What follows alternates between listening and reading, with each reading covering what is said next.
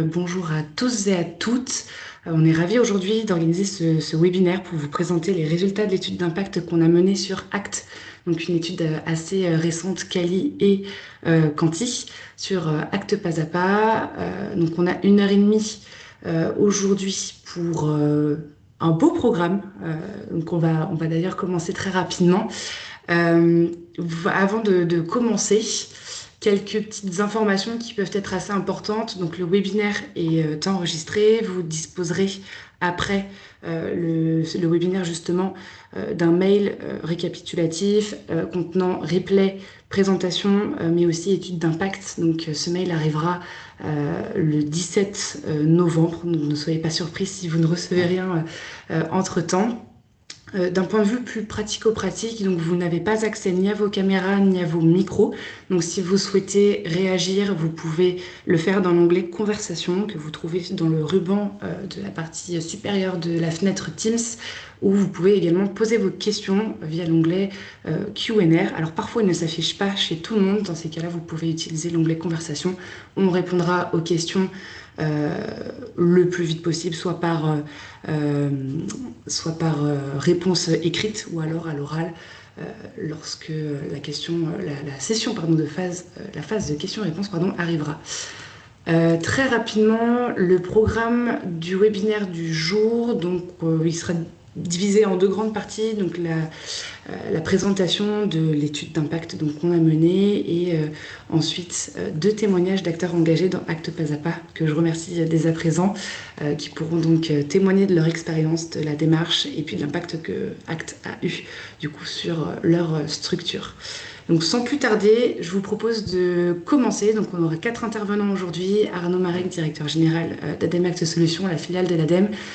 Elsa Quillot qui a mené l'étude d'impact. Barbara Bosquet et Étienne Bouis, donc nos deux témoins du jour qui pourront donc évoquer leur expérience avec Acte.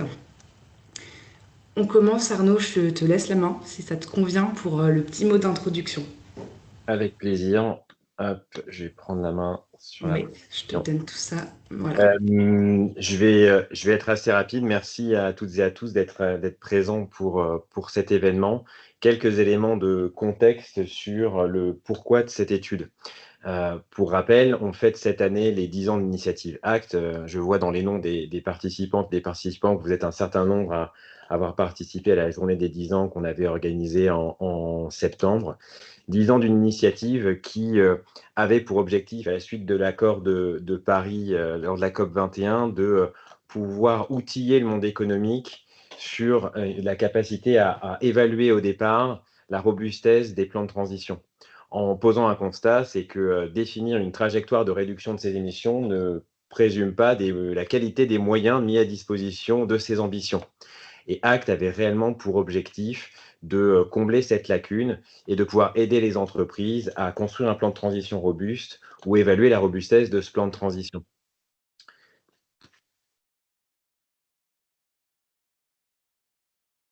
Laurent, si tu veux passer la slide suivante. Très concrètement, on a donc deux méthodes qui ont émergé au sein de l'initiative. Au départ, Acte Évaluation, qui est la première méthodologie qui a été construite dans le cadre de cette initiative, qui permettait d'évaluer la robustesse d'un plan, mais assez rapidement a émergé l'idée qu'un certain nombre d'entreprises n'avaient pas de plan de transition et donc on était dans l'impossibilité d'évaluer la qualité de ce plan. Et donc il fallait développer une méthode qui permettait à une structure, sur la base de son BGS, de sa mesure d'empreinte carbone, de pouvoir construire un plan de transition robuste et aligné avec les ambitions de l'accord de Paris. Ça a été le sens du développement de Acte pas à pas, qui est la deuxième grande méthode de l'initiative. Et c'est autour justement d'Acte pas à pas que cette étude d'impact a décidé d'être menée pour ces 10 ans d'initiative.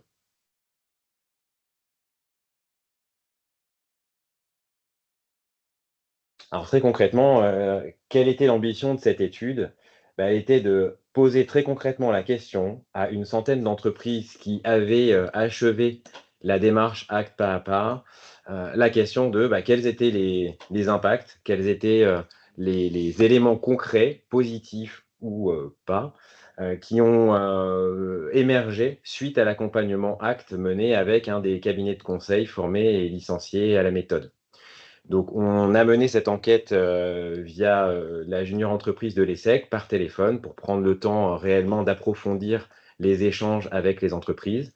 On a 101 entreprises qui ont accepté de répondre sur la base du coup d'un échantillon qui est relativement proche de la représentativité de la population des entreprises qui avaient mené des accompagnements ACT par APA et qui les avaient terminés.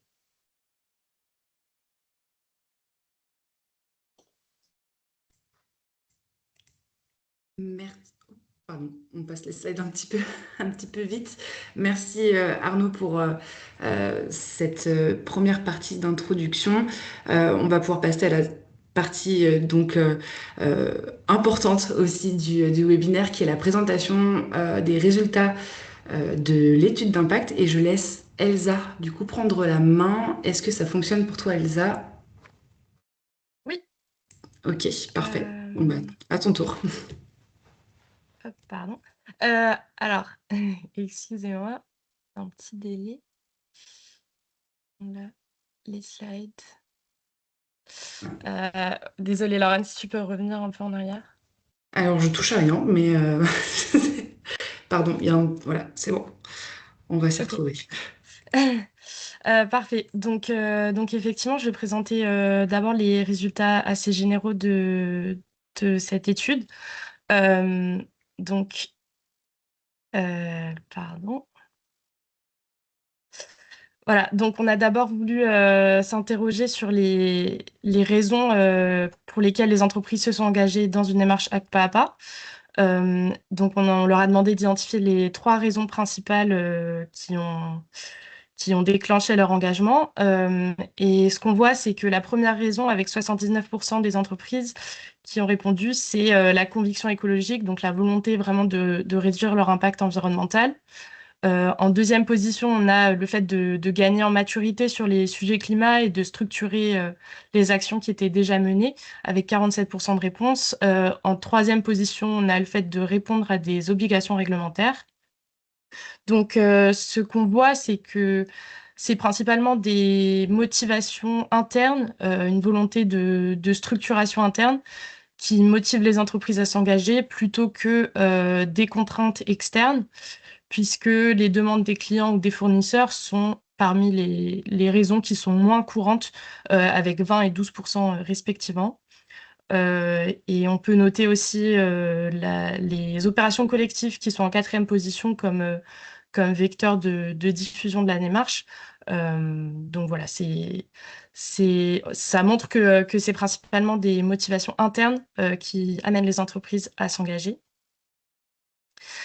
Alors, pardon. Pardon.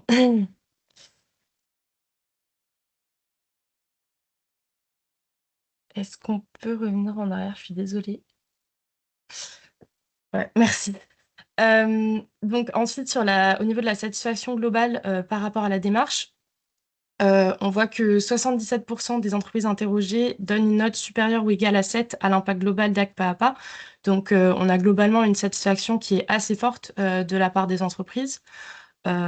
Et on a aussi sur cette slide un témoignage que je vous laisse lire qui montre que vraiment ACT pas à pas a le potentiel vraiment de transformer les entreprises et d'avoir un impact assez fort pour faire vraiment monter le sujet de décarbonation à tous les niveaux de l'entreprise. Donc voilà, des résultats qui sont assez positifs sur la satisfaction globale.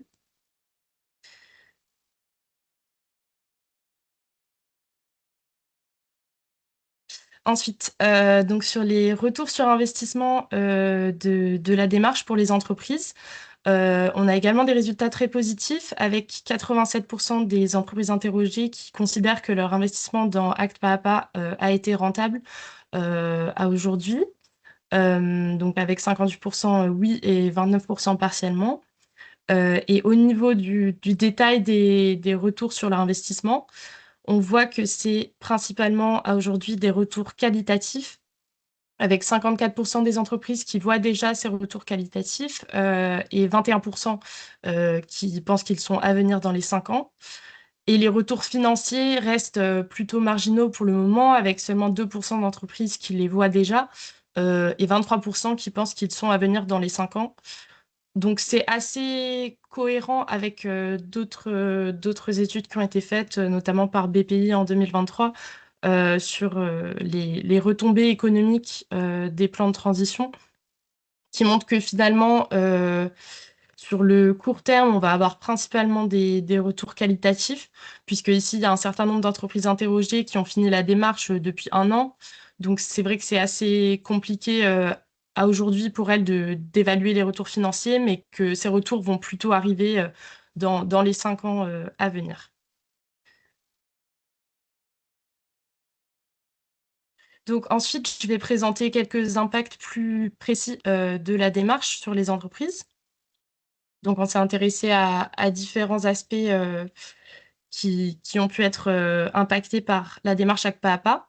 On a d'abord une très forte montée en compétences des entreprises sur les enjeux climatiques. Donc plus de 2 tiers rendent compte d'une forte montée en compétences et 29% d'un impact, d'une montée en compétences moyenne. Donc seulement 2% des entreprises qui considèrent qu'Hack Pas à Pas n'a eu qu'un effet faible sur leurs compétences sur les sujets climat. Donc on voit que Hack Pas à Pas peut vraiment permettre de faire monter le sujet et de rendre les entreprises autonomes pour vraiment s'engager et mettre en œuvre leur plan de transition. Donc encore une fois, un impact assez positif puisque un des objectifs d'Hack Pas à Pas est vraiment de former à différents niveaux les personnes de l'entreprise et de les rendre autonomes sur les sujets climat.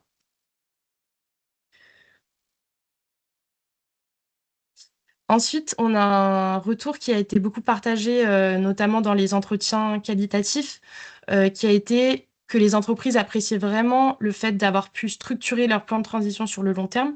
Donc, comme on l'a vu, c'était la deuxième raison de l'engagement dans la démarche.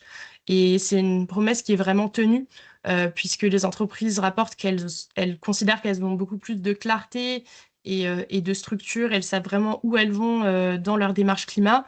Même s'il y avait pu avoir des actions qui avaient été mises en place avant, c'est plutôt des plans d'action à court terme.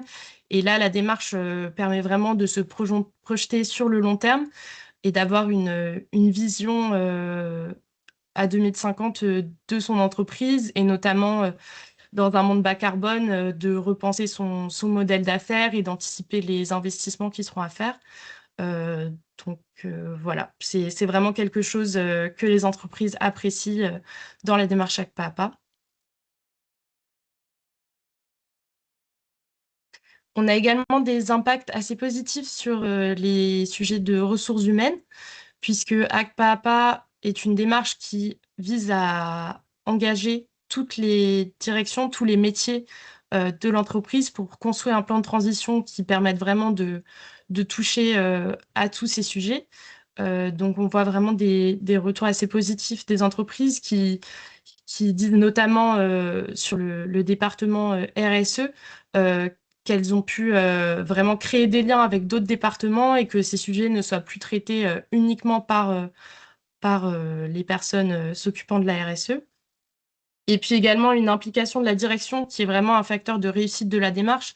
Donc c'est vrai que si la direction est déjà impliquée dès le départ, ça va vraiment permettre d'avoir un impact beaucoup plus fort sur l'entreprise. Mais finalement, on voit aussi, encore une fois, via la formation et la montée en compétences de la direction, que des fois, au fur et à mesure de la démarche, la direction va s'engager de plus en plus et voir vraiment la valeur de la démarche Hack Pas à Pas. Donc voilà, des effets assez forts sur l'engagement des collaborateurs, les échanges entre les différents métiers et également la marque employeur de l'entreprise.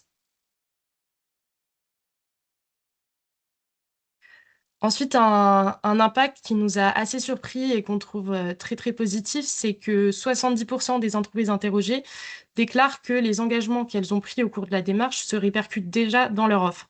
Donc encore une fois, étant donné qu'on a un certain nombre d'entreprises qui ont fini la démarche il y a 1 an, c'est très positif qu'on ait déjà des impacts concrets sur l'offre de produits et services des entreprises.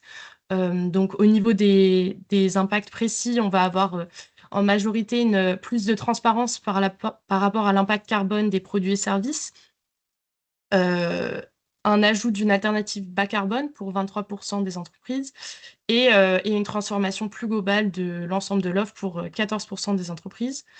Donc, on voit que voilà, c'est quelque chose qui est progressif et que on commence par plus de transparence et probablement que sur les années à venir, les entreprises vont aller vers une transformation plus globale de leur offre. Et donc voilà, c'est vraiment positif parce que ça permet d'influencer aussi le comportement des clients en leur donnant toutes les informations nécessaires, en proposant des alternatives bas carbone pour voilà, faire évoluer l'économie vers des produits et services bas carbone.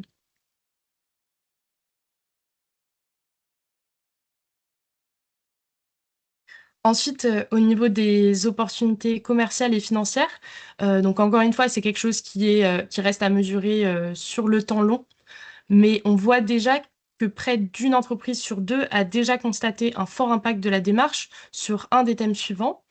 Donc, soit elles ont pu gagner de nouveaux marchés, avoir accès à de nouveaux clients grâce à leur plan de transition, soit elles ont pu consolider des liens avec des gros donneurs d'ordre sur leur marché, elles ont pu accéder à de nouveaux financements ou elles ont pu améliorer leur positionnement concurrentiel sur les marchés existants. Donc voilà, déjà sur le temps court, on voit un certain nombre d'entreprises qui ont déjà des retombées. Et ici, on a un témoignage d'Étienne Bouys qui sera là pour témoigner ensuite pour les impacts chez Duquesne. Et enfin, le dernier impact qu'on a mesuré, c'est vraiment la possibilité pour les entreprises de valoriser les engagements qu'elles ont pris au cours de la démarche. On voit que 86% des entreprises interrogées ont déjà commencé à communiquer sur le plan de transition à l'externe. Donc parmi ces 86%, c'est 81% qui ont communiqué auprès des parties prenantes de leur chaîne de valeur et 66% auprès du public. Donc ça montre que Acte Pas à Pas est vraiment une démarche reconnue qui permet de construire un plan de transition robuste et qu'on va pouvoir ensuite valoriser à l'extérieur, qui va permettre voilà, d'améliorer la crédibilité, la réputation et l'image de l'entreprise et qui va contribuer du coup aux nouvelles opportunités commerciales et financières dont j'ai déjà parlé.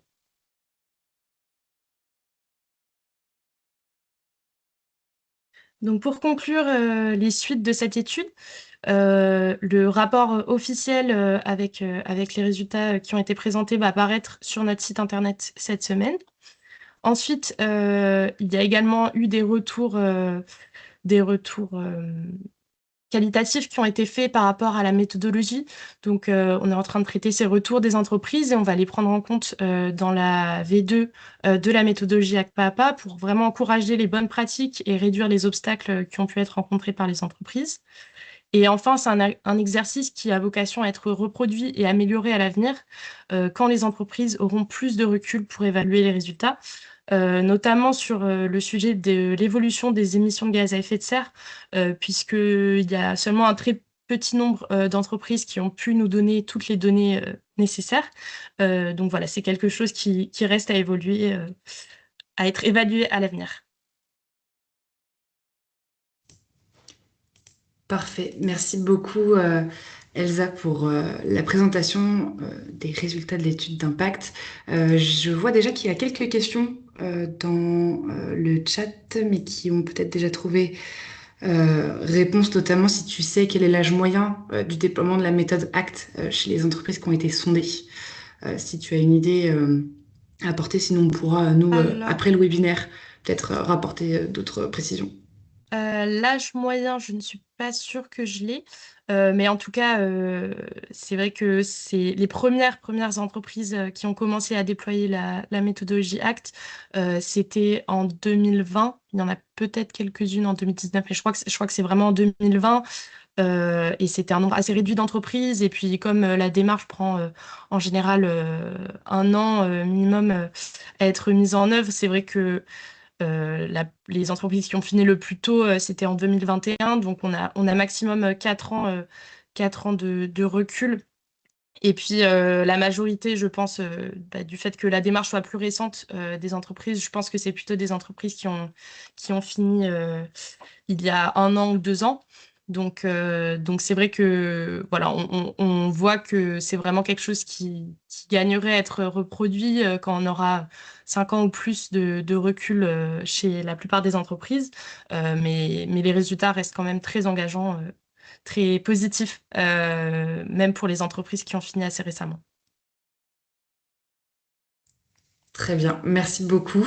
Je ne vois pas d'autres questions dans le Q&R pour l'instant sur la partie résultats, mais sinon on pourra peut-être revenir dessus lors de la session, justement questions-réponses euh, en fin de webinaire.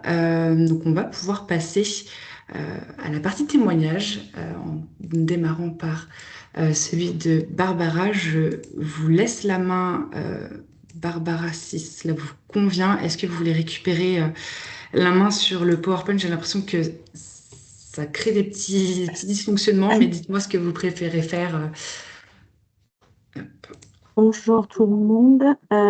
Alors, récupérer la main, je ne sais pas. Non, ben, je vais vous passer le PowerPoint Ouais, si vous ok, préférez. pas de problème. Moi, je vous laisse la main. Merci beaucoup. D'accord. Ben, bonjour à tous et à toutes. Donc, Barbara Bosquet, moi je suis en charge de la RSE, donc chez Mademoiselle Dessert, depuis une vingtaine d'années maintenant. On peut passer. Alors, Captain Décarbe, j'y reviendrai, c'est le nom que nous avons donné à notre démarche de décarbonation durant l'utilisation de la méthode acte pas à pas. Donc, Mademoiselle Dessert, nous sommes 2000 collaborateurs sur 12 sites de production, avec un chiffre d'affaires en 2024 de 440 millions d'euros de chiffre d'affaires, d'euros, pardon. Donc, nous fabriquons de la pâtisserie, essentiellement surgelée, à destination de la grande distribution et de la restauration. On a l'habitude de dire qu'au moins un Français consomme une de nos pâtisseries chaque semaine, mais sans le savoir, vu qu'on est on travaille essentiellement en B2B, le consommateur ne nous connaît pas directement, mais il consomme nos pâtisseries.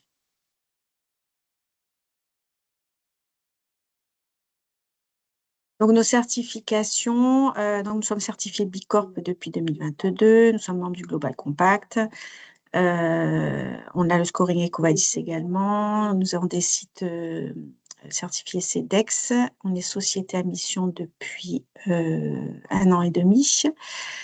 Et grâce à la méthode acte pas à pas et à toute la démarche que nous avons menée, nous avons fait valider nos objectifs par la SBTi en mai de cette année.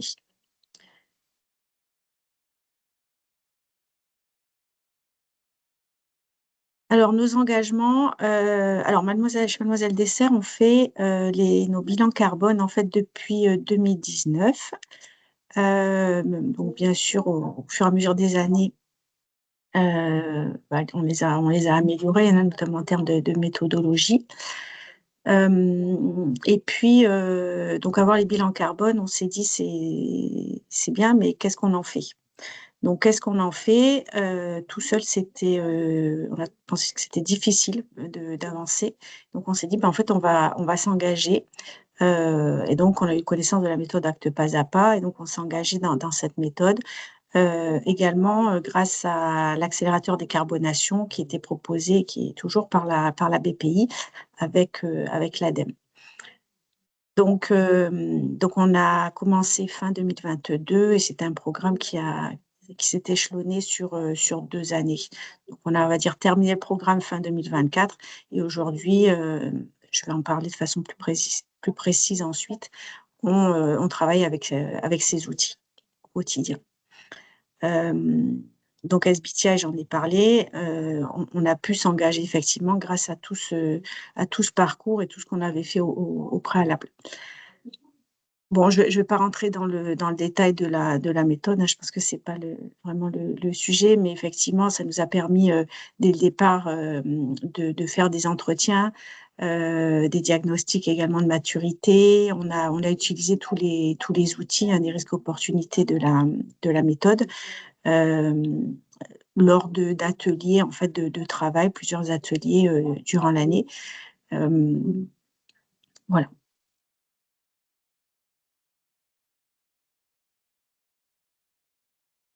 Donc, ça nous a permis d'avoir une trajectoire donc approuvée. Donc, une trajectoire. Alors, nous, concernant SBTI, c'est le secteur flag. Donc, trajectoire sur les scopes 1 et 2, scope 3 flag et scope 3 hors flag.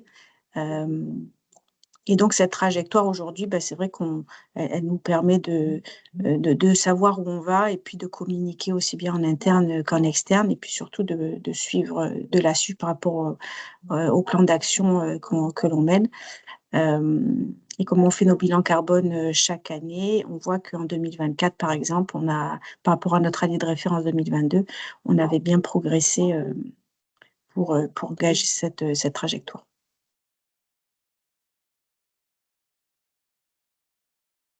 Donc, grâce à la méthode acte pas à pas, on a pu déterminer 3 piliers d'action. Donc, le premier sur la gourmandise bas carbone, donc ce qui concerne essentiellement le choix des ingrédients pour nos pâtisseries, avec des ingrédients bas carbone dès que possible ou un retravail des recettes également. Un deuxième pilier sur une production plus sobre, là, ça va concerner évidemment tout ce qui est les usines, la réduction des consommations d'énergie notamment, également nos actions sur la réduction des déchets. Et puis un troisième pilier qui nous a semblé vraiment important, c'est tout ce qui est partage et transmission, à la fois en interne et en externe. Pour embarquer nos collaborateurs qui comprennent bien la place qu'ils ont aussi à tenir dans toute cette trajectoire décarbonation, et puis embarquer forcément nos parties prenantes externes et nos clients pour communiquer sur ce que l'on fait, sur ce qu'on peut leur proposer également pour eux, les aider également à décarboner notamment les produits qu'ils nous achètent.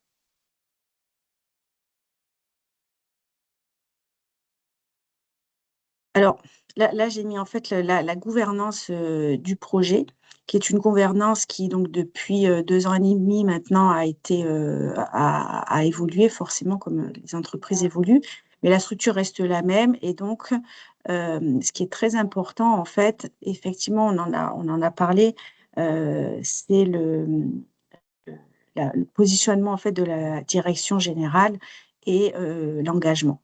Donc, dès le départ, on a créé cette gouvernance projet au plus haut niveau de l'entreprise, et puis on a décliné par piliers, donc par rapport aux 3 piliers dont j'ai parlé, avec des leaders sur les différents piliers qui animent chacun dans leur service, en fait, avec les équipes, les sujets qui les concernent, comme les achats responsables, ou la R&D, pour le développement des nouveaux produits, les opérations, la supply chain, et puis une partie sur tout ce qui est communication et partage. Moi, je travaille beaucoup avec le service ressources humaines.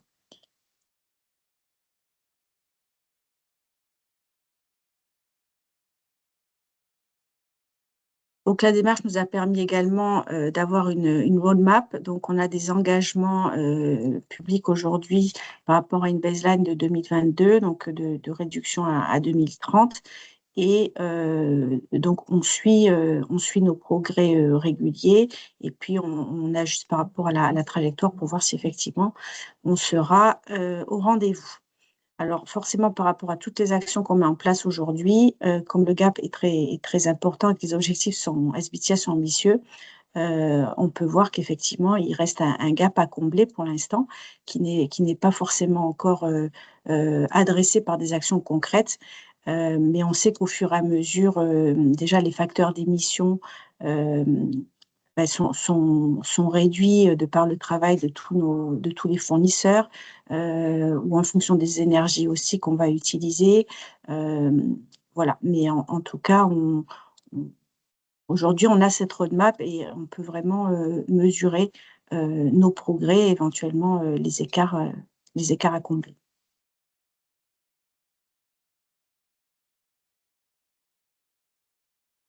Donc là, l'idée, c'est pas forcément de lire le contenu, effectivement, mais donc nous suivons des plans d'action. C'est un des livrables de la démarche, hein, donc à la fin d'avoir ce fameux plan d'action qui est animé au quotidien donc par une chef de projet climat qui travaille avec moi. C'est important aussi, c'est vrai, que la direction soit impliquée dès le départ, mais aussi qu'on mette, qu'on ait les bonnes ressources. Donc nous, on a effectivement embauché une chef de projet climat pour junior, hein, mais pour animer tout ce plan. Puisqu'aujourd'hui, les enjeux sont quand même très importants et il y a de plus en plus de demandes des parties prenantes. Et notamment, on travaille beaucoup avec nos clients et on va de plus en plus se rencontrer. Quand je dis on, c'est l'équipe RSE et la chargée de projet climat. On va de plus en plus rencontrer nos fournisseurs mais également nos clients pour expliquer tout ce qu'on fait et comment on peut progresser ensemble.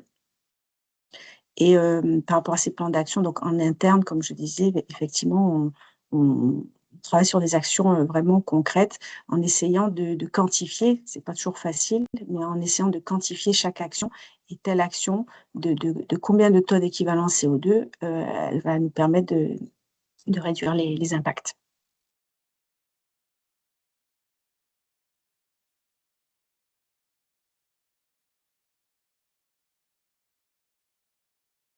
Alors, oui, je parlais donc sur le pilier 1, par exemple.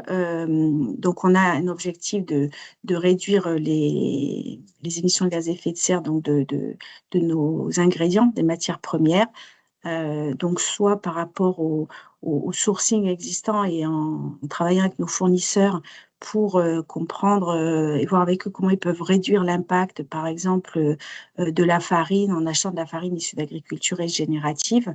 Ou encore du sucre ou bien du cacao en achetant du cacao durable.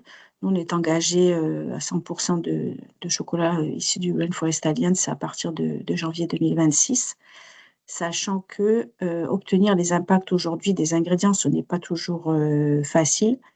On peut avoir des estimations ou avoir des plans d'action des fournisseurs qui s'engagent à nous fournir les informations, notamment là, depuis qu'on a démarré, soit fin de cette année, soit à partir de l'année prochaine.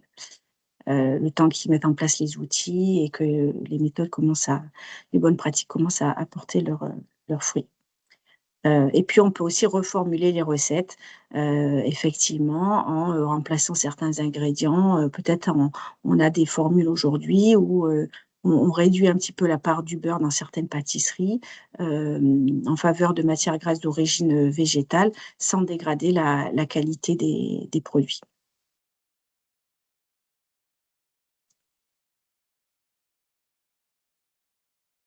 Donc ça, c'est ce dont je parlais, hein, les programmes bas carbone avec nos fournisseurs et obtenir les données qui petit à petit seront communiquées de plus en plus. Alors ça, c'est un exemple de calcul d'impact carbone. On a également un outil au niveau des équipes R&D qui permet, dès lors qu'on travaille sur une nouvelle recette, de tout de suite voir l'impact carbone du produit fini et notamment l'impact des ingrédients, vu que dans l'agroalimentaire, c'est près de 80% de l'impact global qui provient des ingrédients. Et donc, on commence déjà à avoir des bons résultats. Et donc, on peut proposer à nos clients pour décarboner les pâtisseries.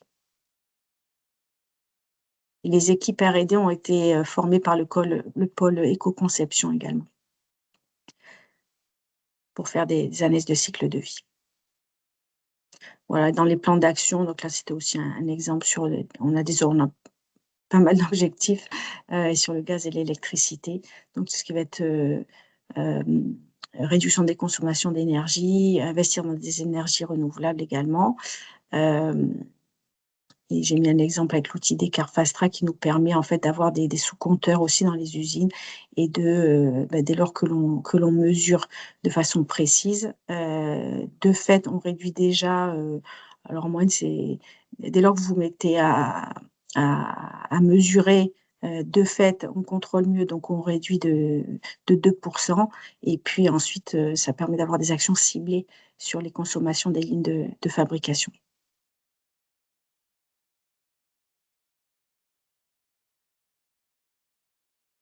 Ça sont nos premiers résultats entre 2022 et 2024, j'en ai parlé au départ. Voilà, donc on a une trajectoire assez ambitieuse qui ne va pas forcément être linéaire. Entre 2022 et 2024, on a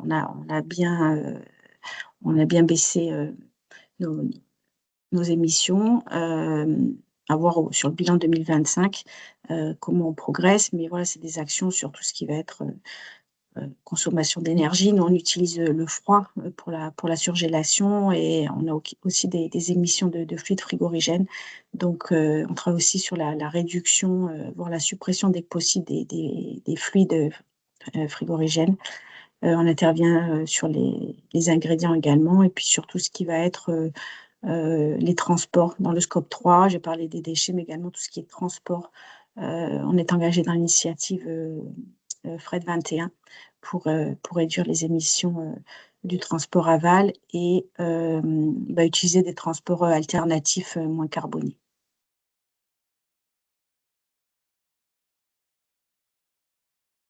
Voilà pour moi. Merci beaucoup, Barbara, pour votre témoignage qui était très complet, avec des actions en plus concrètes. Donc, c'est très intéressant d'entendre votre témoignage. J'ai vu quelques petites questions passer pour vous dans le chat. Peut-être qu'on peut en prendre quelques-unes comme on a un petit peu d'avance. Maintenant, si vous le souhaitez, et puis on pourra revenir sur d'autres un petit peu plus tard lors de la phase questions-réponses. Donc, une question pour vous, Barbara. Alors, Gwenaëlle était intéressée pour avoir votre avis sur ce qui semble le plus difficile pour les entreprises, même quand on est accompagné par un cabinet de conseil dans la conduction du coup de cette démarche ACT.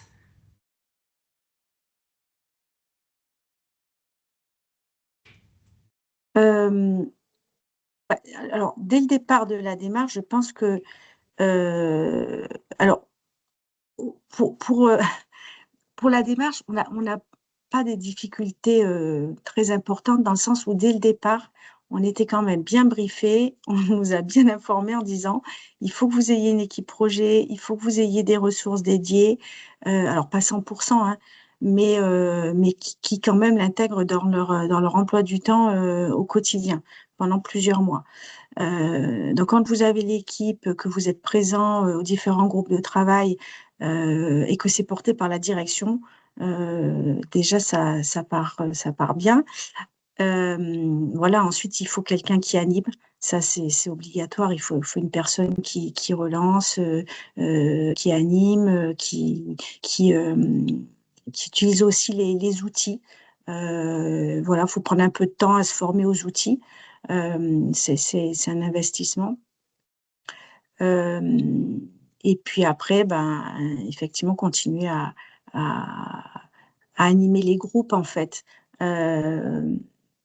Parce que j'ai montré l'organigramme, mais même les team leaders de chaque groupe, ils ne sont pas forcément... alors, ils le sont maintenant, ils deviennent de plus en plus autonomes, mais il faut quand même quelqu'un qui soit toujours là pour animer, pour aider à quantifier aussi. Ce n'est pas toujours évident d'arriver à quantifier les gains carbone de chaque action.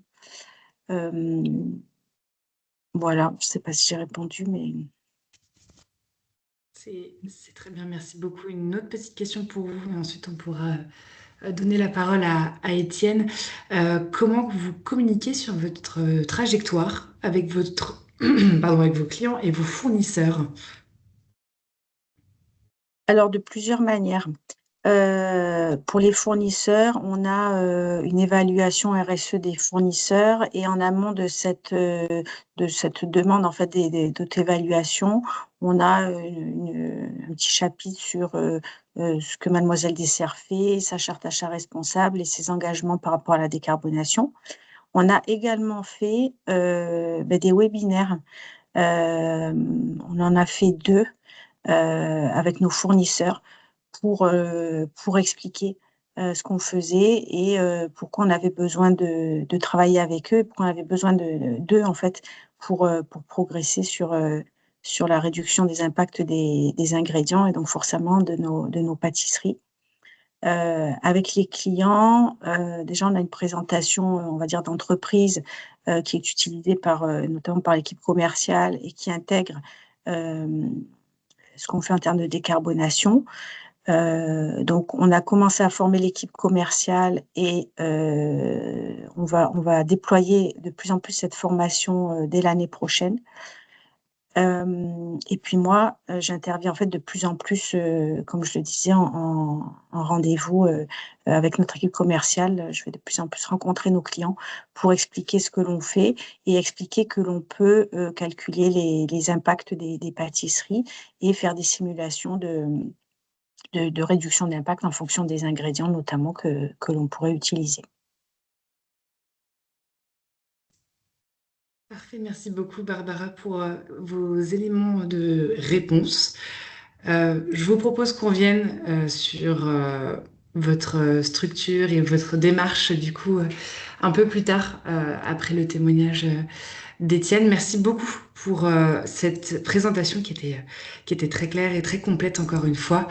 Étienne, je vous propose de prendre la suite, prendre la main sur le webinaire et donc de pouvoir partager votre expérience. Je vous donne le contrôle. Est-ce que ça fonctionne pour vous? Je ne touche plus à rien. Oui, ça a l'air d'être bon. Merci. Parfait. Bonjour à tous. Donc, Étienne Bouis, moi je suis responsable HSE du groupe Duquesne. Donc, juste introduire. Ah, ça lag un petit peu.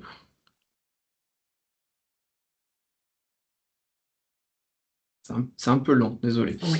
Donc, juste pour introduire les activités de notre groupe.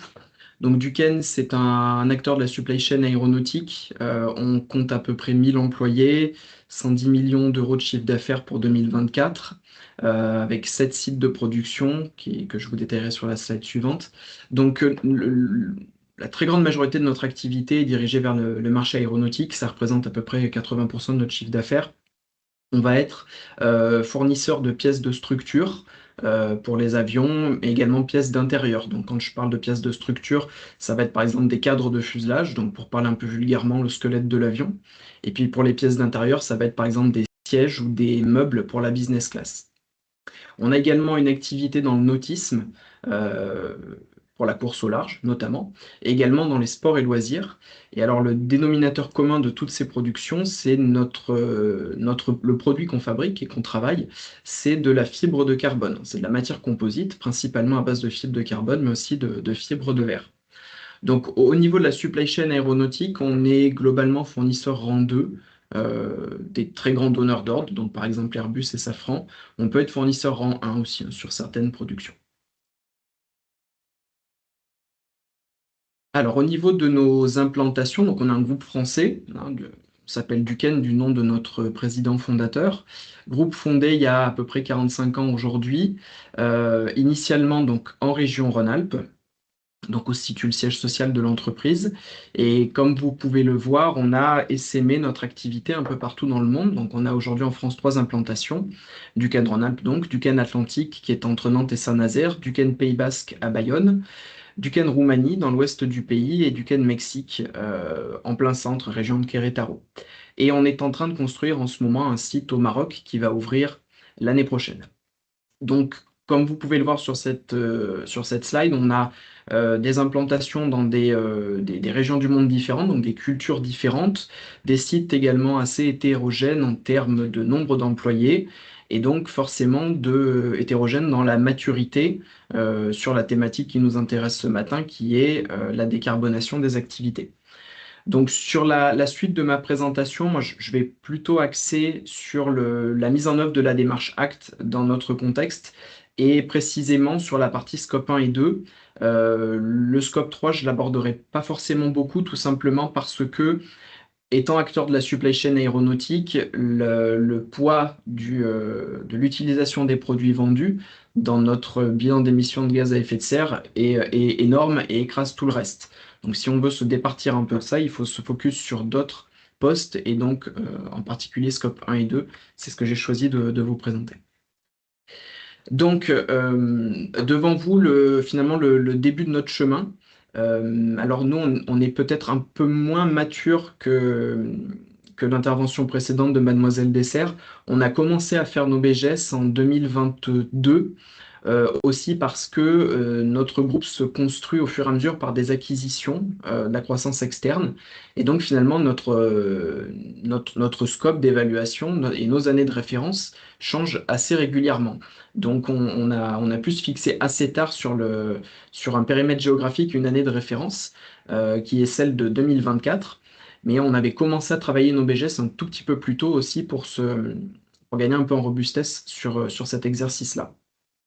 Donc, au début de notre chemin, avant de lancer Act, on a le constat qui est le suivant, c'est que notre poids carbone au niveau des scopes 1 et 2, il est majoritairement porté par notre process industriel, puisque nos pièces en matière composite, on va les passer dans des autoclaves pour les faire polymériser, autoclaves qui sont aujourd'hui alimentées par de l'électricité, et ça représente à peu près 50% de nos émissions de gaz à effet de serre.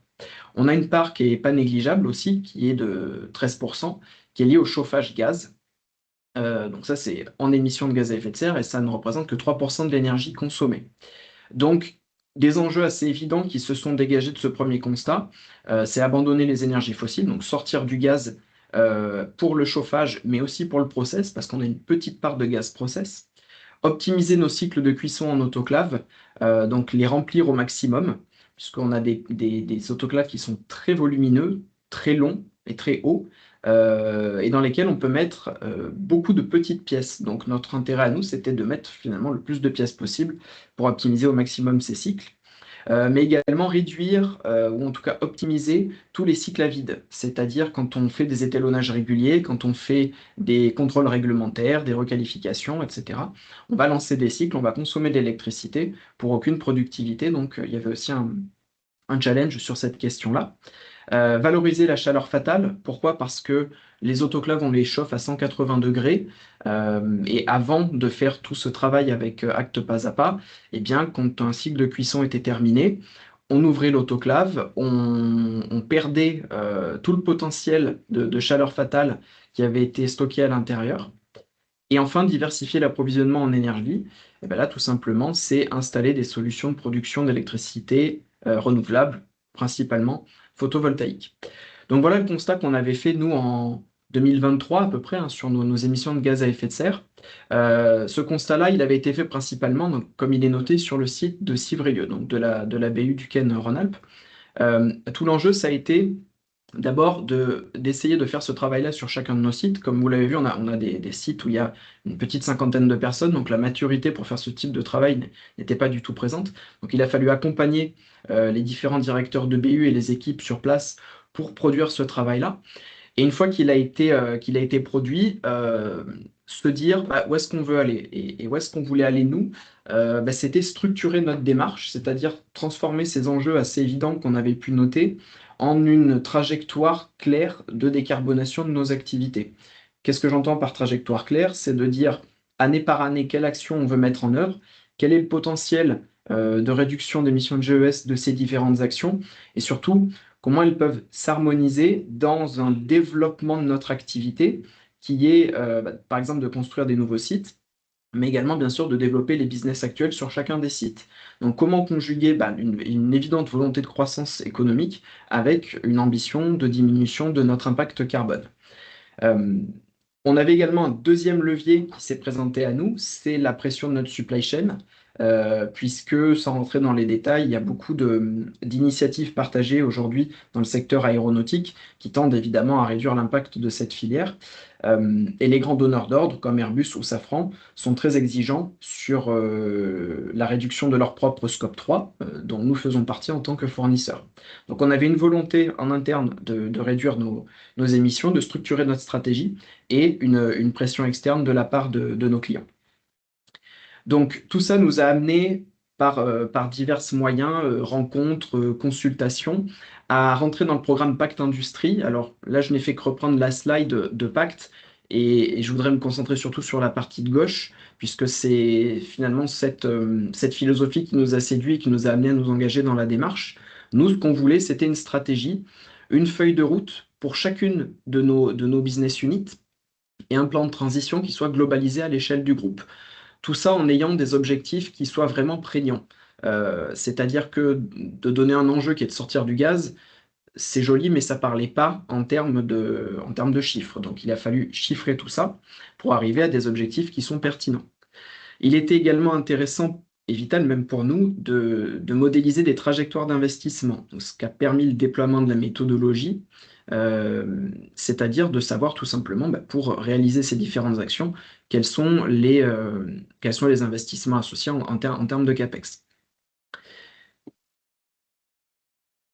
Donc, je vais passer très très vite sur cette diapo. Je voudrais peut-être juste faire un petit focus sur la partie 2 et 3, enjeux, défis et vision, puisque il a été expliqué par une intervenante précédente qu'il y avait déjà des retours qualitatifs positifs.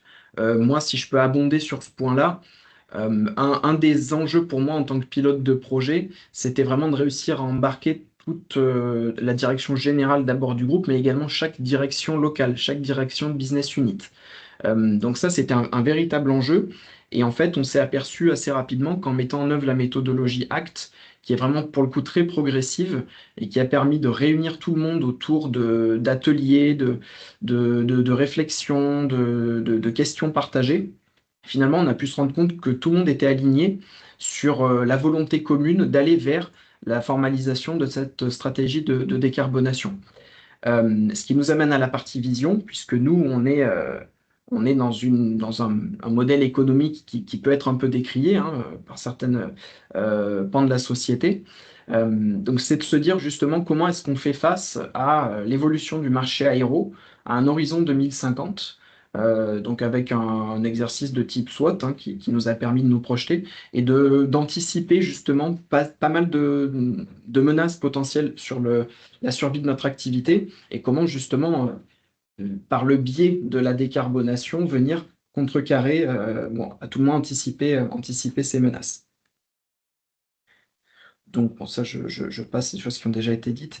Donc au niveau de la timeline, le projet, il a démarré, moi en termes de consultation, tout début de l'année 2024.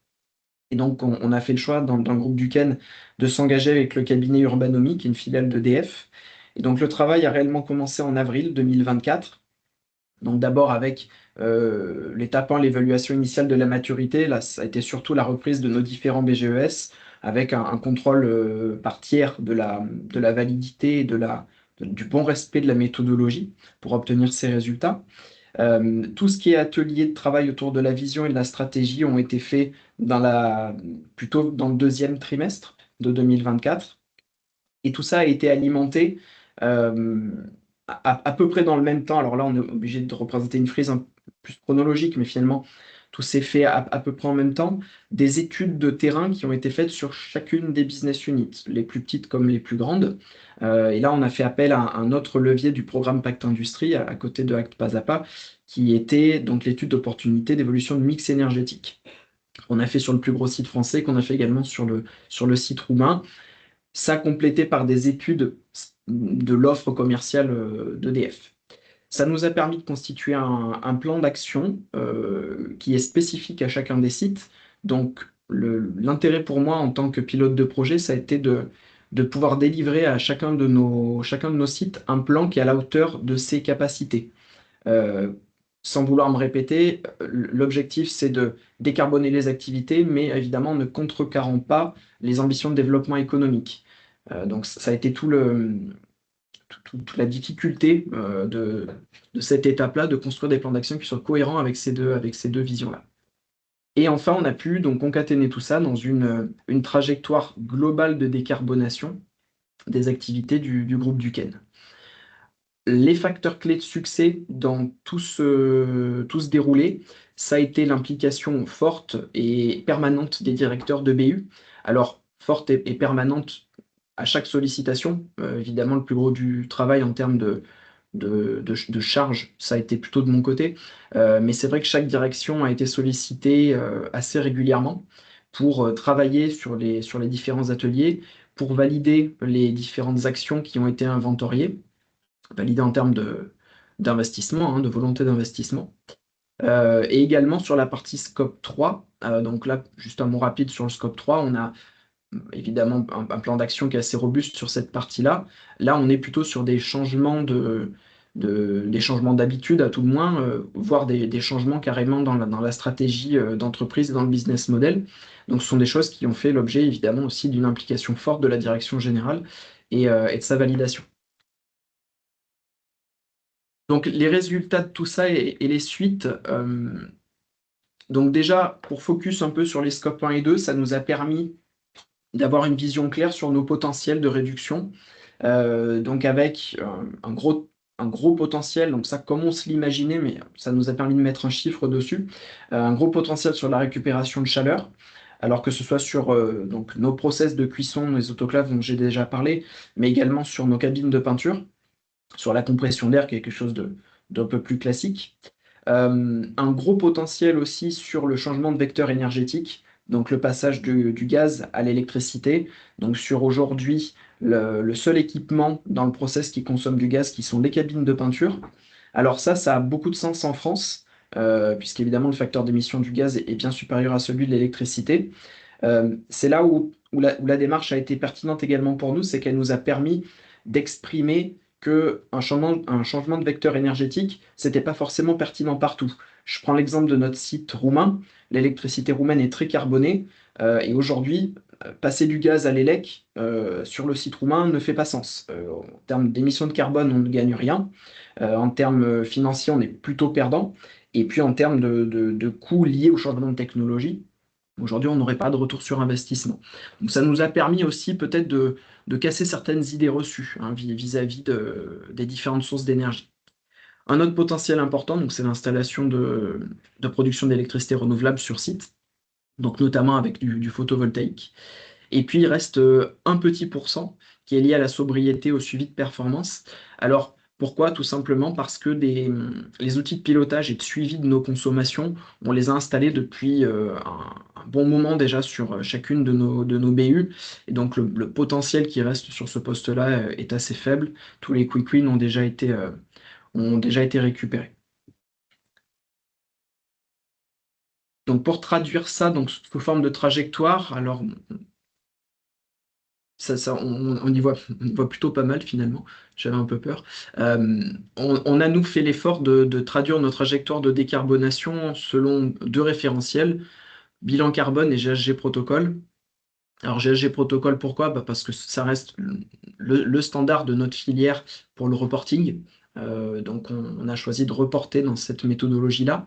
Par contre, pour notre suivi de performance et nos objectifs internes, on est resté sur bilan carbone. Pourquoi? Parce que, par exemple, quand on s'approvisionne en électricité avec garantie d'origine, en GHG protocole, on peut faire en sorte que le total d'émissions liées au scope 2 tombe à zéro, ce qui n'est pas le cas en bilan carbone. Nous, on a estimé basiquement que l'électricité, on l'achetait, on l'a consommée.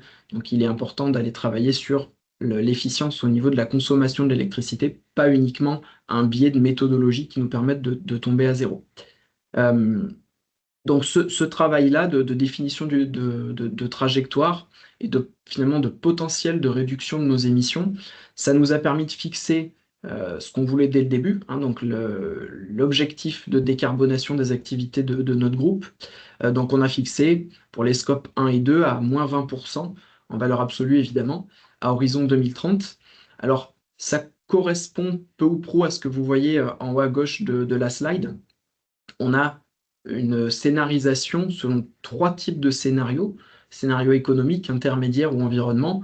Le scénario économique est un scénario où on va exclure de nos actions des investissements importants ou à ROI très long. Un scénario environnement est celui où on va mettre en œuvre toutes les actions. Donc ce moins 20% vient un peu en médian de ces différents scénarios. Et on a également évidemment un objectif sur le scope 3 qui est de moins 20% lui aussi de kilos de CO2 par millier d'euros de chiffre d'affaires. Donc on est à date sur ce type de trajectoire.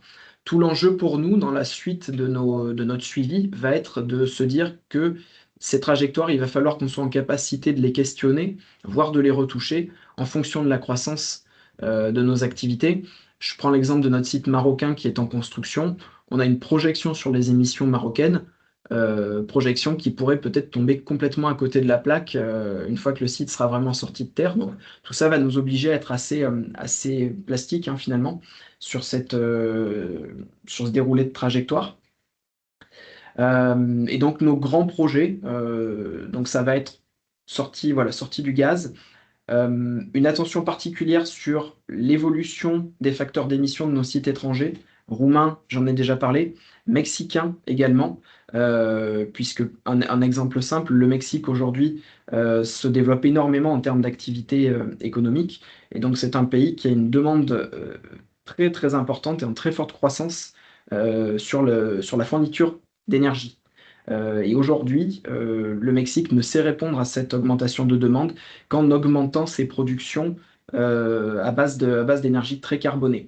Donc, il y a fort à parier que le facteur d'émission mexicain va augmenter, au contraire du facteur d'émission français qui, lui, d'après les trajectoires de l'ADEME, aura plutôt tendance à diminuer. Donc, on a une grosse vigilance à avoir là-dessus, en plus, évidemment, des actions concrètes qu'on peut mener. Des gros projets aussi qui sont sortis de terre grâce à ça. Aujourd'hui, nos autoclaves pour nos process de cuisson sont gonflés à l'azote, azote qu'on stocke dans une cuve en extérieur de site, donc sous forme liquide. Donc on a une très grosse consommation d'énergie qui est liée dans un premier temps à la montée en température du gaz à l'intérieur des autoclaves. On s'est rendu compte qu'on avait la possibilité technique de produire cet azote sur site, donc via compression d'air et tamis moléculaire, pour produire un gaz à température ambiante, et donc un potentiel d'économie d'électricité assez important.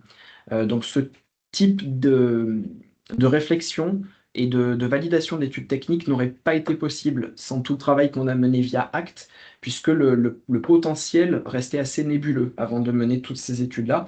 C'est vraiment ce travail autour d'ACT qui nous a permis de mettre des chiffres et de se dire, finalement, le potentiel, il est intéressant et le ROI, il est supportable. Voilà ce que je pouvais vous raconter sur nos activités. Merci beaucoup Étienne pour cette seconde présentation très complète de votre démarche ACT. C'était très intéressant. Il y a des petites questions pour vous d'ores et déjà dans le chat et je vous propose d'y répondre, enfin de répondre à quelques-unes. Notamment une qui est revenue assez souvent sur votre scope 3 et comment est-ce que vous l'adressez. On sait que c'est un sujet qui peut être complexe. Donc comment est-ce que vous avez abordé justement ce sujet du scope 3? Comment vous avez abordé aussi le sujet du modèle économique aussi dans la démarche ACT? Comment, voilà, globalement, vous avez aussi pris en compte la dépendance du secteur aéronautique dans votre analyse de risque? Alors, sur le scope 3, pour parler de choses qui pourraient concerner tout le monde, on a bien sûr fait un travail sur les mobilités, par exemple. On est dans des environnements qui sont un peu particuliers sur les 2 plus gros sites français, puisqu'ils sont en race campagne et il y a sans aucune possibilité de transport en commun. Donc, on a lancé des plateformes de covoiturage pour inciter nos collaborateurs à être un peu plus efficients sur les déplacements. On a sur notre site bayonnais, on est en train de réfléchir à la mise à disposition de vélos électriques, puisque là par contre on est beaucoup plus proche du centre de Bayonne et on a une voie de tram qui est en train de se construire à côté de nous. Donc ça c'est un facteur externe qui nous permet nous de diminuer notre impact. Un exemple très clair, sur le site roumain, on a mis en place des navettes, et également sur le site mexicain d'ailleurs, des navettes de bus qui vont récupérer nos collaborateurs. Donc ça permet d'abandonner les voitures individuelles. Ensuite, sur un sujet qui est peut-être plus propre à nos activités, comme Mademoiselle Dessert, on a des rankings de nos fournisseurs qui sont faits sur leur maturité en termes de RSE, globalement, pas forcément que sur la partie décarbonation. L'enjeu pour nous, c'est d'arriver à exprimer sur nos fournisseurs stratégiques lesquels sont les plus matures, lesquels il faut accompagner dans la démarche. Et notre objectif final, c'est d'arriver à avoir des facteurs d'émission qui sont plus clairs. Là, on rentre vraiment dans le calcul vraiment pratico-pratique du scope 3, puisqu'en termes d'achat, aujourd'hui, du post-achat, la fibre de carbone, il y a quelques facteurs d'émission qui sont disponibles dessus, mais qui sont des facteurs moyens. Et en fait, chaque fournisseur de matières premières a évidemment un facteur qui lui est propre, en fonction des ingrédients qu'il va mettre, grosso modo, dans sa recette et des procédés qu'il va utiliser. Donc, pour nous, tout l'enjeu, c'est de faire monter en maturité nos fournisseurs pour qu'ils soient en capacité à terme d'exprimer plus clairement leurs facteurs d'émission. Et si je regarde du côté client maintenant, nous, on est dans un écosystème qui est très fermé. C'est-à-dire que les matières premières aéronautiques sont, pour la plupart, et pour simplifier la question, imposées par les clients. Par exemple, on a une matière qu'on doit acheter aux États-Unis, obligatoirement, parce que l'usine qui se trouve aux États-Unis est qualifiée par notre client, et on ne peut pas acheter dans le même groupe qui aurait une implantation en Europe, parce que l'usine en Europe n'est pas qualifiée. Donc on est très très contraint là-dessus. Et nous, l'ambition qu'on a, c'est de réussir à être le plus transparent possible sur le poids carbone de chacune de nos pièces livrées. Donc, pratiquement de faire une ACV par pièce livrée. Et à l'intérieur de cette ACV, d'exprimer auprès de notre client quel est le poids des achats. Et donc, de fait, quel est le poids de ce que le client nous impose en termes d'achat. Pour leur faire prendre conscience que ils nous imposent, nous, des objectifs pour répondre à leur propre matrice de ranking, mais que pour atteindre ces objectifs, il faut qu'eux, ils desserrent un peu la bride, ou ils qualifient plus de fournisseurs aussi. Donc comme ça, on a l'idée de boucler la boucle finalement, entre nos fournisseurs et nos clients, en étant plus transparent d'une façon très globale dans la supply chain sur les facteurs d'émission et les poids carbone des différents produits. Donc ça, c'était pour la première question. Et la deuxième, pardon, je l'ai oubliée. C'était sur votre Le business modèle model. économique, ouais. Ah oui, Donc exactement. sur notre modèle économique, en fait, on a pris des engagements à moyen terme. Donc là, je ne vais pas vous donner de chiffres précis, mais en fait, de diversifier nos activités. Donc comme je l'ai exprimé en début de présentation, on est déjà présent sur plusieurs secteurs d'activité.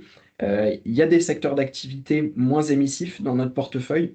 Aujourd'hui, le but, c'est via notre département R&D d'aller conquérir plus de parts de marché sur ces secteurs moins émissifs et d'être un peu moins dépendant du secteur aéronautique. Donc ça se traduit de façon pratique par des investissements plus importants en R&D sur des projets bas carbone et sur des projets qui s'inscrivent dans d'autres filières, dans d'autres supply chains.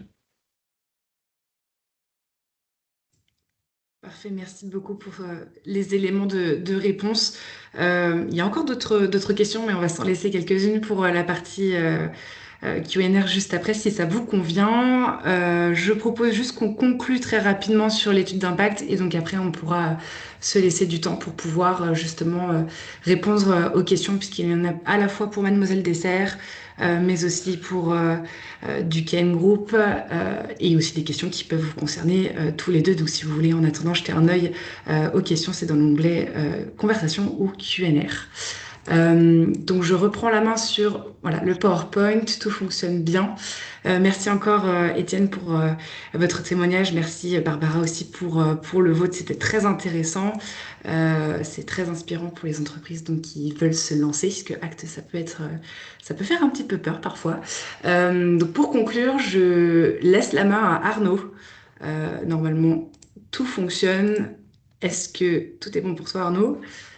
C'est tout bon. Si tu veux, Parfait, je te laisse mettre la slide finale. Je t'allais juste revenir sur un élément quantitatif d'une slide qui a sauté parce qu'on a eu pas mal de lag quand on a voulu prendre la main sur la présentation. Simplement pour vous redonner quelques chiffres sur les engagements dans Acte Pas à Pas, Elsa l'avait évoqué. Quand Act Pas à Pas, globalement, s'est lancé officiellement en 2020, on a 20 entreprises qui s'étaient engagées cette année-là dans Act Pas à Pas. Cette année 2025, on va dépasser les 400. On a plus 136% d'entreprises engagées dans Act entre l'an dernier et cette année. Donc, on porte vraiment au sein de l'ADEME cette ambition de faire de Act la méthodologie de référence sur cette question des plans de transition parce qu'on est convaincu de sa pertinence et de sa robustesse. Et on voit qu'aujourd'hui, on commence vraiment à être à un tournant. Au global, quand on cumule toutes les entreprises qui sont engagées dans Act Pas à Pas depuis 2020, on est presque à 1000. On en a 900. Et donc, on atteindra les 1000 l'année prochaine. Et on espère évidemment rester sur cette tendance à l'accélération, parce que pour le coup, c'est une exponentielle qui nous plaît bien et dont on est convaincu qu'elle a des impacts positifs. Vous avez posé beaucoup de questions assez précises sur l'étude. On a bien conscience que cette première étude d'impact, elle est perfectible. Elle peut potentiellement à terme se transformer en baromètre régulier. On peut poser des tas de questions complémentaires et vous nous avez fait tout un tas de suggestions dans la conversation, donc merci de ça. Pour cette première, on avait vraiment un objectif, c'était de donner du corps à des choses qui ressortent dans tous les témoignages quand on fait intervenir des entreprises qui sont passées dans Act Pas à Pas. Je donne un exemple, hein, on fait depuis le début d'année un tour des régions avec le président de l'ADEME pour justement présenter tous les services que l'ADEME propose aux entreprises. Et on fait un gros focus sur Act. Dans chaque région, il y a des entreprises comme Barbara ou comme Étienne qui viennent parler de ce qu'elles ont pu faire avec Act, avec à chaque fois une grande diversité de secteurs, de populations, de tailles d'entreprise. Et à chaque fois, on retrouvait des éléments qui étaient pour nous extrêmement positifs. Et donc, on voulait donner de la matière quantitative à ces éléments qualitatifs qui étaient évoqués à chaque fois dans les témoignages d'entreprises qu'on était amené à solliciter pour venir s'exprimer sur le sujet de Act. Donc, on a conscience qu'on peut venir chercher des éléments plus précis. On verra comment on pourra, au fil des années, venir compléter cette première étude. En tout cas, gardez en tête que cette première étude, elle permet de donner des éléments, si vous êtes cabinet de conseil, pour venir convaincre des entreprises qui ne connaîtraient pas Act ou qui en ont entendu parler sur pourquoi s'engager en venant s'appuyer sur des pairs qui, du coup, donnent leur perception de l'impact au sein de leur structure. Si vous êtes une entreprise et que vous ne connaissiez pas Act, on espère que ces premiers éléments vous donnent de la matière et n'hésitez pas à nous poser des questions aussi en asynchrone par rapport à l'événement. On sera ravis d'y répondre ou à solliciter les cabinets de conseil qui sont formés et licenciés et que vous connaîtriez, qui pourront aussi vous répondre avantageusement. Un autre élément qui est important, on n'en a pas forcément parlé, c'est que Act a encore la chance, dans un contexte économique qui est ce qu'il est, de bénéficier de dispositifs de financement qui permettent aux entreprises de se mettre le pied à l'étrier sur Act. L'ADEME a défendu fortement la préservation de ces budgets. Ça n'a pas forcément été facile parce que vous entendez tous les gros débats budgétaires qu'il peut y avoir. Donc ça, c'est un élément qui est important, c'est qu'aujourd'hui, il n'y a pas forcément de frein pour se lancer dans Act parce que il y aura des dispositifs sur lesquels vous pouvez vous appuyer globalement, quelle que soit votre taille ou quel que soit votre secteur, pour pouvoir vous lancer dans la démarche. Alors forcément, c'est des dispositifs qui sont disponibles entre guillemets en quantité limitée, puisque les budgets sont pas infinis. Donc, c'est la logique globalement du premier arrivé, premier servi qui a lieu. En tout cas, voilà, n'hésitez pas si vous avez envie de vous lancer. On a des dispositifs qui permettent de mettre le pied à l'étrier. Donc, en grande conclusion, gardez en tête que globalement, on a près de 9 entreprises sur 10 qu'on a interrogées qui déclarent que l'investissement dans l'accompagnement conseil Act a été rentable. Alors, effectivement, on n'a pas réellement de retour qui permettent de dire qu'en un an, un accompagnement Act Pas à Pas a permis d'augmenter de 25% le chiffre d'affaires ou la rentabilité. On aurait aimé avoir ce type d'éléments. Peut-être quand on posera la question dans quelques années, on pourra plus largement tangibiliser ces éléments-là. En tout cas, on est quand même très heureux de voir que une immense majorité des entreprises qu'on a interrogées déclarent que c'était un investissement qui valait le coup, notamment parce que ça leur permet de travailler sur, on l'a vu avec les 2 témoignages, sur des éléments très exhaustifs du plan stratégique global de la structure et de le décliner en plan d'action. Voilà. Donc ça, c'est vraiment le chiffre majeur qu'on qu'on souhaitait mettre en avant. Et puis, vous avez sur la slide les autres éléments clés dans lesquels vous pourrez piocher. Dans les prochaines étapes, on va publier du coup un rapport de synthèse en français et en anglais qui va reprendre les grandes conclusions de l'étude et qui sera un document que vous pourrez largement utiliser. Et il y aura une synthèse beaucoup plus complète de l'étude qui sera aussi publiée globalement dans la foulée et qui reprendra de manière détaillée tous les éléments de l'étude et qui répondront certainement à une partie des questions un peu plus techniques sur l'étude que vous avez pu avoir dans la conversation.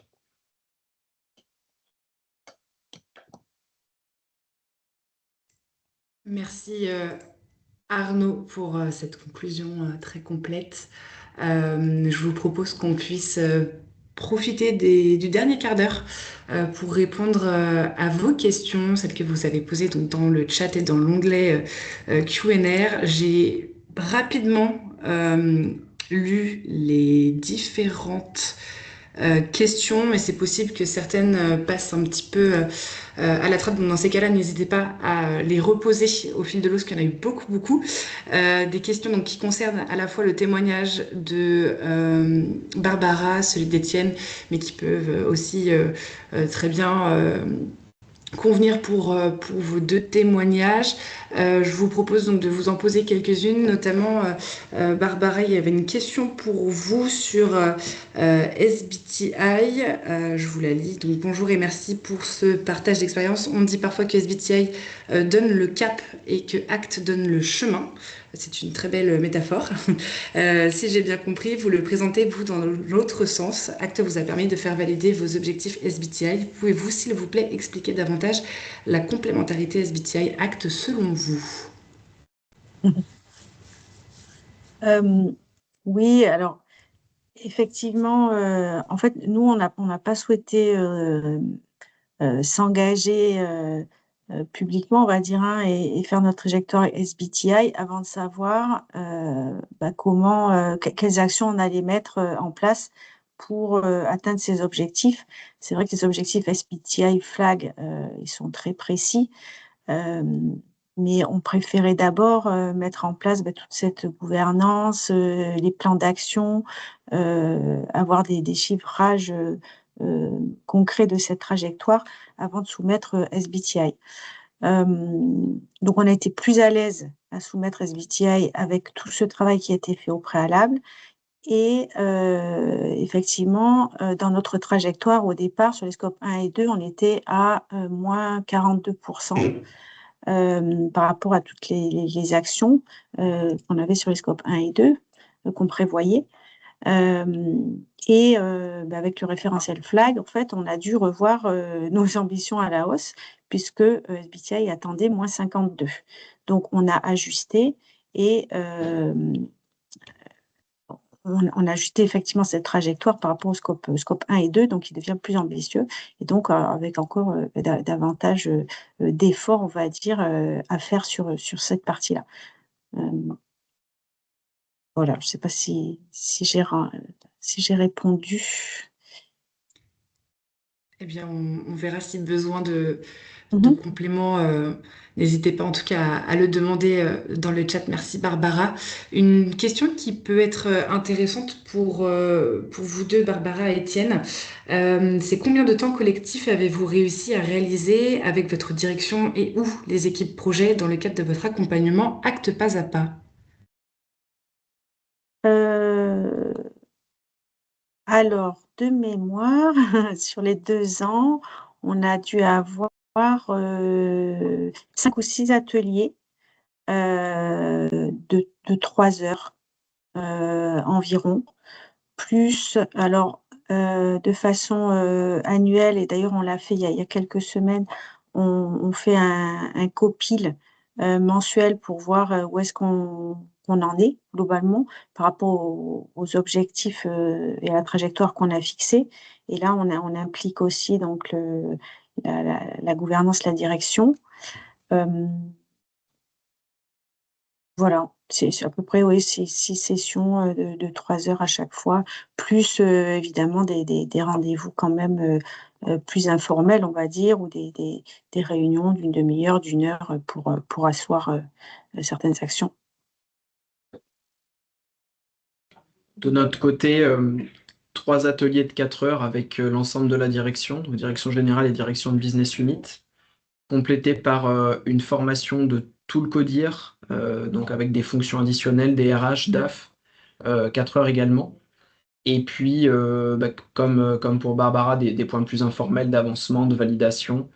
Et dans la suite du projet, un point d'avancement et de pilotage de démarche tous les trimestres, point de 2 heures, et un point plus, plus lourd tous les ans avec la présentation des objectifs pour l'année à venir. Donc un point de plusieurs heures pour chaque BU à ce moment. Parfait, merci, c'est très clair. Étienne, pendant que vous avez la parole, des petites questions pour vous aussi dans le chat. Notamment, est-ce que vous avez pu évaluer des surcoûts, des éventuels surcoûts en CAPEX? Alors, je ne sais pas si on peut appeler ça des surcoûts, mais en tout cas, on a une trajectoire d'investissement qui est déterminée pour la mise en œuvre de nos actions. Oui. C'est-à-dire que là, on s'est fixé un premier horizon de 5 ans. Donc, sur les 5 ans à venir, on sait pour chacune des BU quels sont les CAPEX qu'elle va devoir engager si on veut tenir nos engagements. Je ne sais pas si ça répond à la question. J'espère. Merci. Encore une fois, si besoin d'éléments complémentaires, n'hésitez pas à le signaler dans le chat, on pourra revenir dessus. Beaucoup de questions, donc je vais passer un petit peu, peut-être un petit peu rapidement, ne m'en voulez pas. Une question encore pour vous, Étienne, sur vos trajectoires. Comment se compare vos trajectoires donc à SBTI? Et vous l'avez Alors, nous, peut-être évoqué quand même pendant votre alors, moi, présentation. je ne l'ai pas évoqué SBTI parce qu'on n'a pas fait de travail vis-à-vis d'SBTI aujourd'hui. On n'a pas les moyens humains pour travailler sur la question et faire un travail qui fait sens vis-à-vis d'SBTI. C'est un sujet qu'on adressera dans les 2-3 années à venir, je pense, plus en collaboration avec nos clients. D'accord. Merci. Encore une petite question pour vous, Étienne. Quelle politique a Duquesne en ce qui concerne la circularité des produits carbone? Alors, je peux pas dire trop de choses parce qu'on rentrerait dans du secret industriel, mais de façon globale, on investit beaucoup de R&D sur le recyclage des pièces d'avion en fin de vie, puisque globalement, les premières générations d'avions équipés de matériaux composites arrivent en fin de vie dans les années à venir, et donc on va se retrouver avec un gisement potentiellement énorme de composites déclassés que on est en train, en tout cas on étudie la possibilité et on a des premières perspectives très positives. On étudie la possibilité de récupérer ces fibres de carbone, ces matériaux composites, pour les inclure directement en tant que matière première dans des produits que nous, on va destiner à d'autres marchés que l'aéronautique. Donc finalement, c'est une circularité où on réutilise des produits que d'autres ont mis sur le marché à l'époque, mais on prouve qu'on est en capacité technique, technologique, de recycler les composites pour les intégrer dans des nouvelles pièces. Donc, ce qui veut dire forcément que les pièces que nous, on met sur le marché aujourd'hui auront le même potentiel de recyclage. Parfait, merci. Un aspect de réponse à la question, parce qu'il y en a plein d'autres, sur la récupération de chutes de matières premières, etc. Mais je prendrai tout le temps de parole si je voulais parler de ça, donc je vais m'arrêter là. Ça sera intéressant. Effectivement, il nous reste 5 petites minutes, donc on va poser les dernières questions si vous voulez bien. Encore une question pour vous, Étienne. Comment a été abordée l'étape vision donc pour Duquesne et surtout quels ont été les résultats sur la transformation du business model? Bon, ça, on en a parlé un petit peu déjà. Donc, comment on a abordé l'étape vision? D'abord, moi, j'ai fait personnellement un travail de conviction, c'est un bien grand mot, puisque le terrain était plutôt fertile déjà chez nous sur ces questions-là, en termes de maturité des différents décideurs. Donc le travail, ça a surtout été d'aligner tout le monde sur quel va être l'objectif de ce travail sur la vision et d'espérer un investissement équivalent. Donc les résultats pour le coup ont été très positifs puisque que ce soit la direction générale comme la direction de business unit, tout le monde s'est beaucoup impliqué pour apporter des éléments à la réflexion globale. Et l'impact sur le business model, alors là encore une fois, je vais pas donner les chiffres, mais c'est un engagement sur une part de CA qui soit hors filière aéronautique, mais c'est également des engagements sur des implantations. Typiquement, aujourd'hui, on réfléchit à s'implanter au plus proche possible de nos clients. Comme je l'ai dit tout à l'heure, les clients qualifient des matières, donc nous, on n'a pas le choix hein, sur la très grande majorité de nos matières premières. Donc, au plus on se rapproche, au plus on réduit l'impact, par exemple, du transport. Et au plus aussi, on peut, comment dire, donner des gages auprès de nos clients sur ces engagements qui ne sont pas que sur papier, mais qui se traduisent aussi, pour le coup, dans des décisions concrètes d'investissement dans les implantations de Duquesne. Merci Étienne, et c'est vrai que cette question-là, elle peut tout à fait vous être posée aussi à vous, Barbara. Comment est-ce que vous, dans votre société, vous avez abordé l'étape vision de Act? Oui, alors de façon très concrète, en fait, on est lors de l'atelier sur la vision, on était répartis en sous-groupes de travail pour justement réfléchir à c'est quoi la pâtisserie de demain et la pâtisserie décarbonée, ce serait quoi? Et quelles sont les attentes aujourd'hui du marché, de nos clients et du marché en général, des consommateurs par rapport à la pâtisserie, et ça serait quoi, quelle serait la pâtisserie de demain? Euh, Avec l'équipe commerciale et marketing, on a beaucoup de connaissances hein, forcément du marché de la pâtisserie.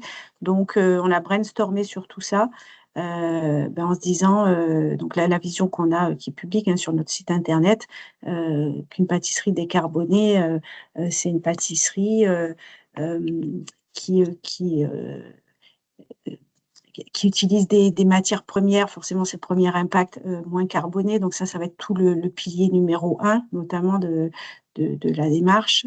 Et puis après, ça va être aussi la façon de fabriquer, tout ce qui va être la production plus sobre, et comment on communique tout ça aux parties prenantes, puisqu'on on a un rôle, et en étant aussi certifié B Corp, en ayant un scoring au niveau de EcoVadis, on a aussi un rôle à jouer dans la société en général, de porter ces messages-là, de les accompagner et d'y travailler en embarquant toute la chaîne de valeur depuis nos fournisseurs jusqu'à nos clients. Et ce sont des sujets dont on parle avec nos clients, comme j'expliquais, de plus en plus par rapport à cette vision de la pâtisserie de demain. Et nos clients l'intègrent aussi de plus en plus pour les consommateurs. Merci beaucoup, Barbara, pour ces éléments. L'heure tourne, hein, malheureusement. Il y a encore d'autres questions qu'on ne pourra pas traiter dans le chat. Mais ce qu'on peut vous proposer éventuellement, c'est de faire une slide supplémentaire à la fin de la présentation en mettant les grands thèmes et puis nos réponses. Comme ça, vous aurez des éléments de réponse quand même. Une petite question plutôt côté ADEME pour le coup, mais qui est intéressante. Une question de Dorian. Observez-vous des entreprises qui commencent la démarche mais qui s'arrêtent en cours, et pour quelles raisons? Donc Arnaud a déjà apporté une réponse à l'écrit, mais ça peut être intéressant quand même de le préciser à l'oral. Globalement, c'est rare qu'on ait des arrêts des entreprises en fait qui souhaitent arrêter Act en cours de route. Donc on a très peu d'explications en fait pour ces entreprises-là. En général, on observe plutôt un désengagement avant le lancement de Act, parce qu'il y a plein de raisons qui l'expliquent, hein, le coût, le temps. Mais on a très peu d'entreprises finalement qui, une fois engagées, stoppent la démarche. Voilà, c'est un petit élément qui semblait intéressant quand même de préciser à l'oral. Bon, j'ai l'impression de devoir un peu clôturer rapidement ce webinaire. On a encore d'autres questions, comme je vous disais, à traiter, qu'on abordera probablement dans le PowerPoint qu'on vous enverra dans quelques jours. Comme précisé au début du webinaire, donc il a été enregistré, donc vous pourrez accéder au replay, à la présentation, mais aussi à l'étude d'impact par mail prochainement. On va devoir clôturer ici il est donc midi. Je voulais remercier grandement donc Barbara et Étienne d'avoir participé au webinaire en témoignant. C'est important. Enfin, on sait à quel point c'est important en fait d'avoir des retours d'expériences d'entreprise qui se sont engagées. Vous avez en plus terminé la démarche. Je vois que vous avez plein d'applaudissements dans le chat, donc c'est très mérité. Merci encore pour vos témoignages, d'avoir pris le temps donc, de participer à ce webinaire. Merci à Arnaud, merci à Elsa aussi pour vos présentations. J'espère que ça vous a plu à tous. Et puis, si besoin, on est à votre disposition donc, pour répondre à vos questions par mail. À la fin de la présentation, vous le verrez, on vous a mis des petits boutons qui vous donnent accès soit à l'adresse mail contact, à notre page LinkedIn aussi sur laquelle on publie pas mal de choses, notre chaîne YouTube et puis notre site internet. Donc n'hésitez pas, on vous mettra donc tous ces éléments à disposition. Merci encore à tous nos intervenants, merci encore à vous participants en ligne à distance d'avoir suivi ce webinaire et puis au plaisir de vous retrouver lors d'un prochain rendez-vous ADEME Act. Voilà, merci tout le monde et puis à très bientôt donc.